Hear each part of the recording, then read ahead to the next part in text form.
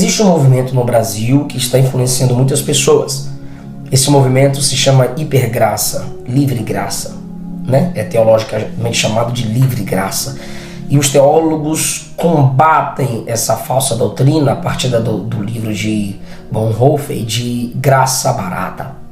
Esse movimento surgiu entre os membros docentes, a minoria de membros docentes do corpo do Seminário Teológico em Dallas.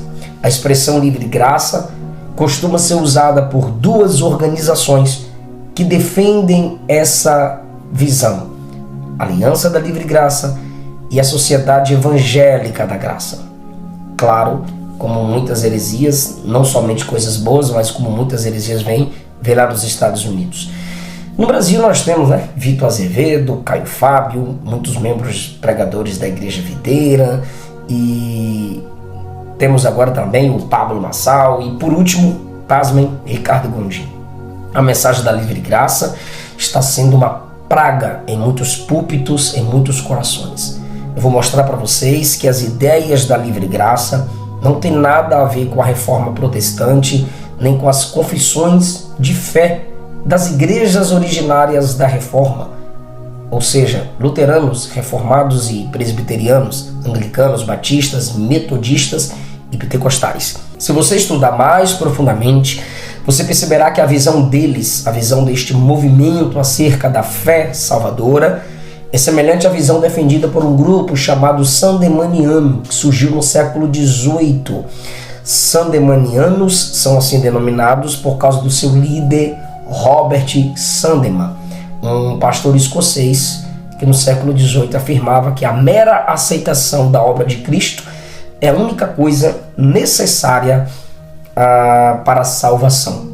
Seus discípulos criaram igrejas tanto nos Estados Unidos como no Reino Unido, mas nunca tiveram mais do que algumas poucas pessoas.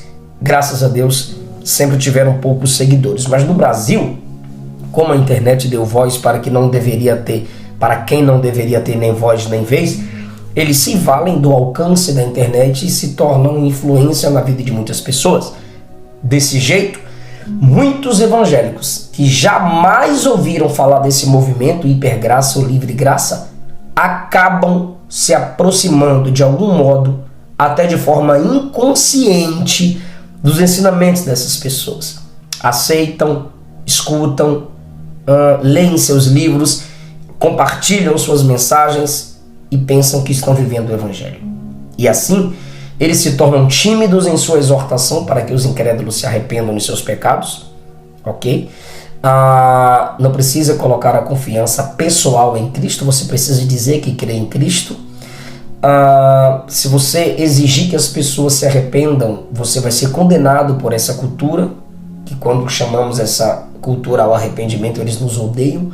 Se pregarmos o arrependimento, nós somos chamados de legalistas e de críticos. Os crentes alcançados pela livre graça são vagos quando você pede uma explicação sobre a confiança pessoal em Cristo.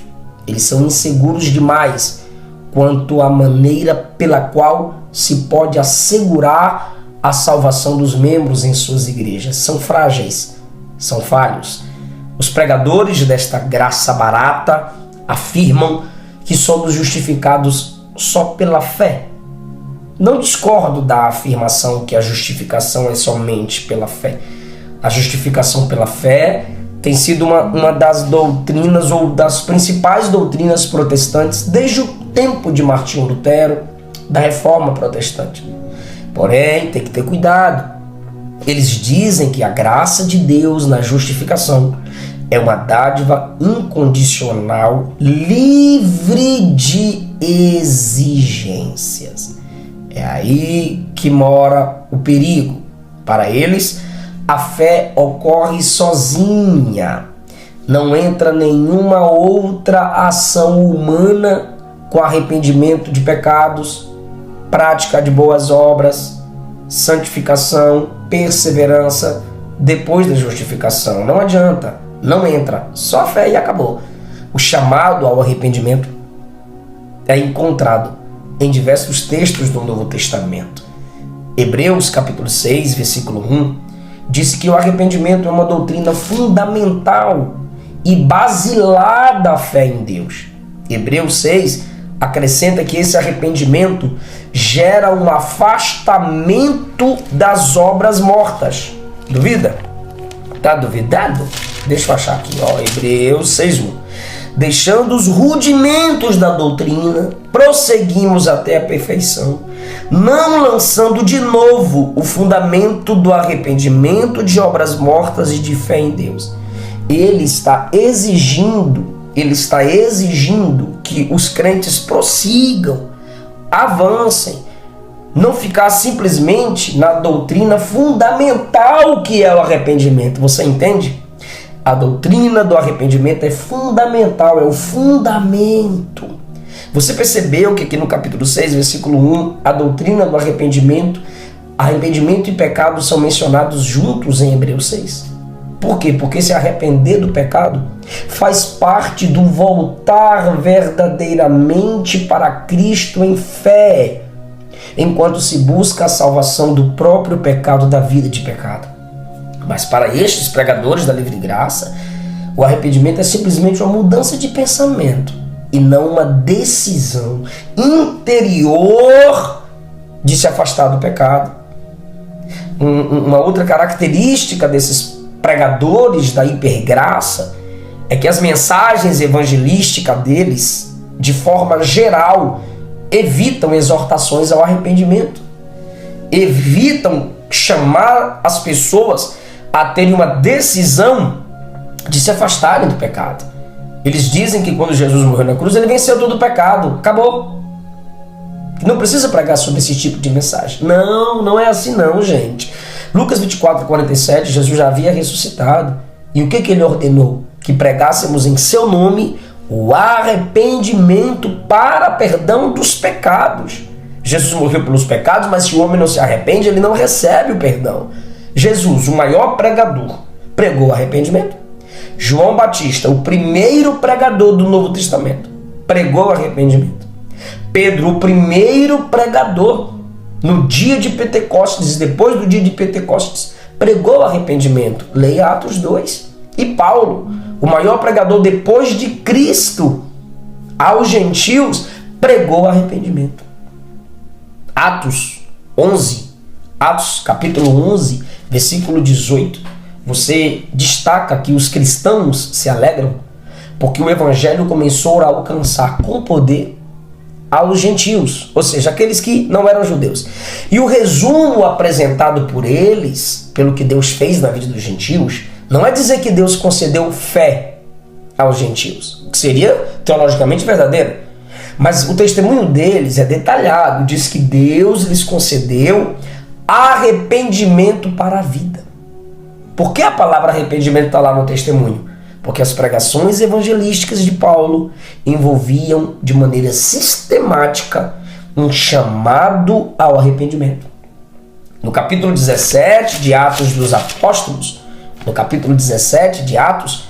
Paulo disse que Deus ordena que todos os homens em todos os lugares se arrependam. No capítulo 20, versículo 21 de Atos dos Apóstolos, quando Paulo resumiu sua mensagem evangelística para a cidade de Éfeso, ele menciona tanto o arrependimento quanto a fé. Pois esses dois elementos não podem ser separados. Quem crê em Cristo para a salvação vai se arrepender. E quem se arrepende dos seus pecados pela fé em Cristo será salvo. Quando Paulo pregou para o rei Agripa, em Atos 26, ele disse que Deus mandou pregar e ele pregou. O quê? Que aqueles que não fossem judeus, ou seja, os gentios, também deveriam se arrepender e se converter a Deus, praticando obras de arrependimento. Está vendo que a fé para a salvação sempre virá acompanhada de obras. Então, para os pregadores da hipergraça, não, você não pode insistir, você não pode advertir as pessoas que estão em condutas pecaminosas. Para esses falsos pregadores, A conduta pecaminosa de um cristão não pode ser usada como base para serem exortados, ok? Eles alertam que nós devemos alertar esses cristãos pecadores, dizendo que a sua conduta pecaminosa não pode ser a prova de que eles não são salvos. Ao invés disso, a gente tem que afirmar que essa pessoa não está tendo sabedoria para viver de acordo com quem ela é. O que ela precisa não é de arrependimento. O que ela precisa não é de mensagem que exorte a santificação. O que essa pessoa precisa, para esses pregadores, né, que é o correto pregar, o que eles precisam é de conselhos, pérolas de sabedoria. Tem um vídeo aqui no meu canal, Minha Geração Não Tem Pecado, ironizando esses pregadores.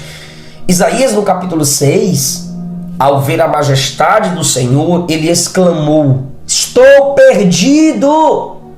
Lucas, no capítulo 5, quando Pedro viu a majestade de Cristo demonstrada na pesca milagrosa, ele se prostrou dizendo: Senhor, se afaste de mim, porque eu sou um homem pecador. A presença de Deus, irmão, faz isso. Ver Deus, ter um encontro pessoal com Deus, faz-nos ver a nossa própria pecaminosidade.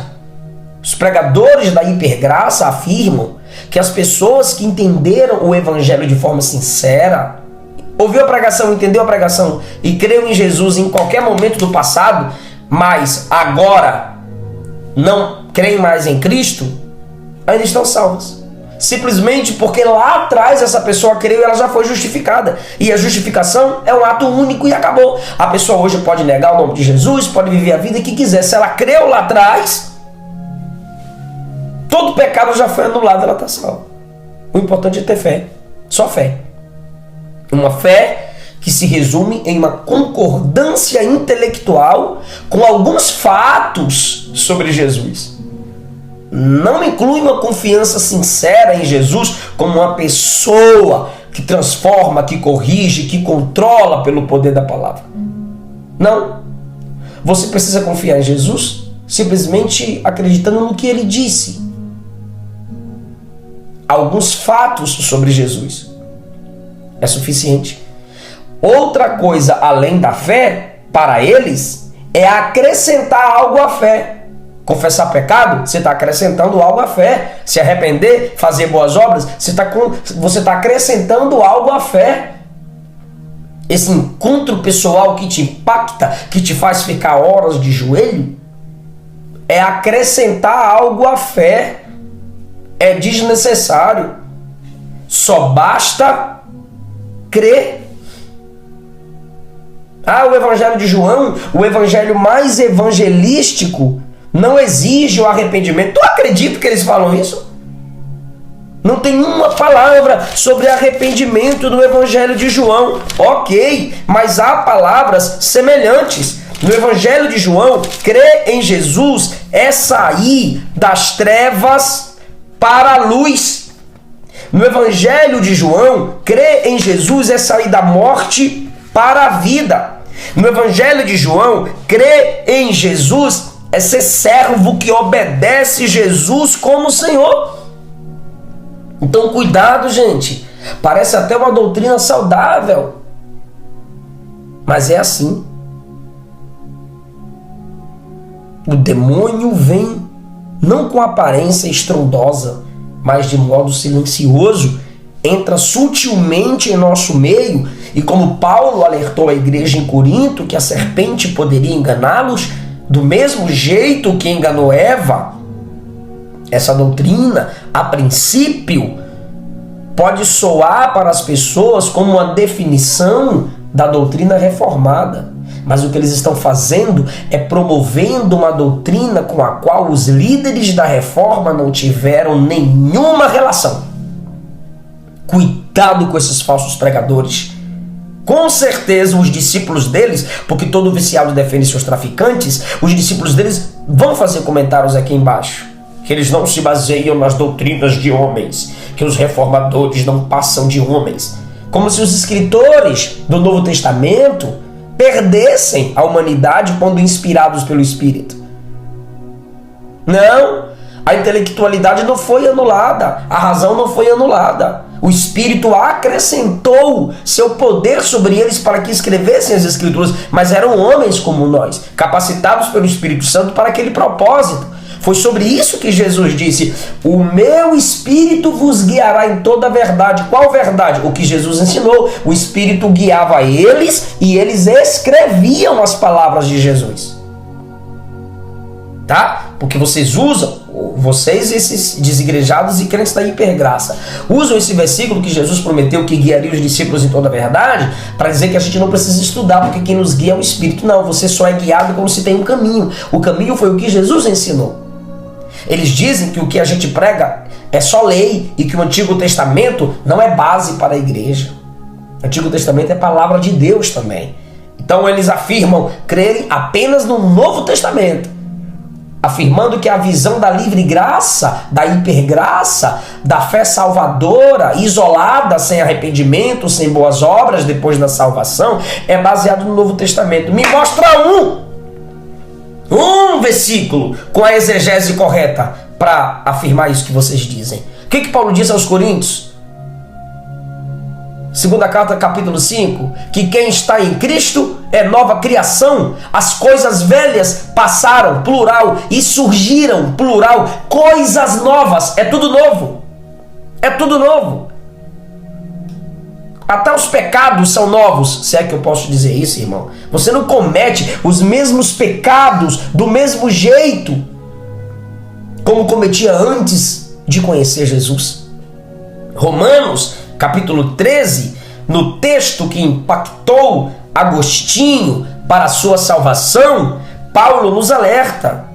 Romanos 13, a partir do versículo 13, que devemos viver de modo decente, como em plena luz do dia, não em orgias, bebedeiras, nem imoralidade sexual, nem em depravação e nem em desavenças e invejas. Ao contrário, ele nos manda nos revestir do Senhor Jesus e não ficar idealizando como satisfazer os desejos da carne, porque todas essas coisas que Paulo falou para a gente não fazer, a gente não faz se estivermos revestidos de Cristo. E ser revestido de Cristo é ser salvo, porque todo salvo é um pequeno Cristo. Esses textos que eu acabei de citar, e tem outros, deixam claro que nós somos justificados só pela fé. Mas a fé que justifica nunca está só. Eu quero ler para vocês aqui alguns textos de confissões de fé e alguns textos de grandes mestres da Reforma.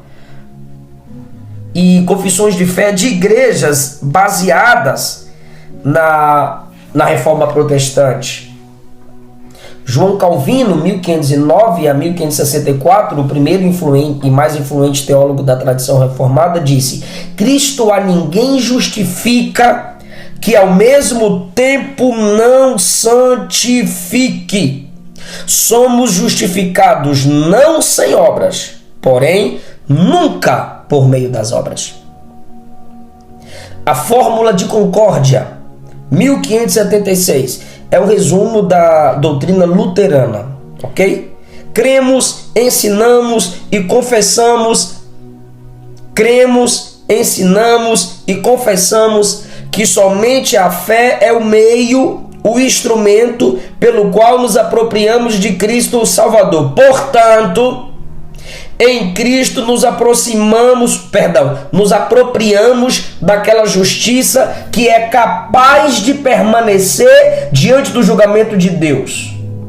Cremos e ensinamos e confessamos que, embora a contrição prévia e uma nova obediência posterior não faça parte da condição de justificação, não podemos imaginar que a fé justificadora exista e conviva com propósito perverso, isto é, de pecar e agir contrariamente à confiança. Ao contrário, depois de um homem ser justificado pela fé, Essa fé viva e verdadeira opera por meio do amor e boas obras que acompanham a fé justificadora.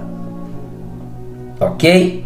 A Confissão de Fé de Westminster, 1646, é a confissão de fé da maioria das igrejas presbiterianas, é a confissão de fé da maioria das igrejas presbiterianas e reformadas. Ao receber Cristo e descansar nele em sua justiça, a fé é o único instrumento da justificação. Todavia, não está sozinha, a fé não está sozinha na pessoa justificada, mas é sempre acompanhada de todas as outras graças salvadoras. Não é uma fé morta, mas atua por meio do amor. A Confissão de Fé Batista, 1833, é o texto da declaração amplamente usado por diversos grupos batistas, principalmente nos Estados Unidos.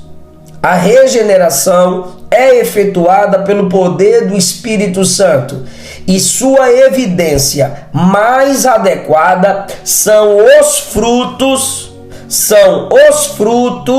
santos de arrependimento, fé e novidade de vida.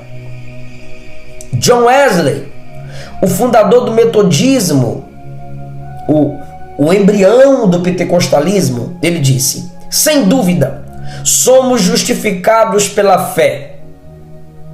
Essa é a base de todo o cristianismo. Somos justificados independente das obras da lei, como se fosse algum tipo de condição para a justificação.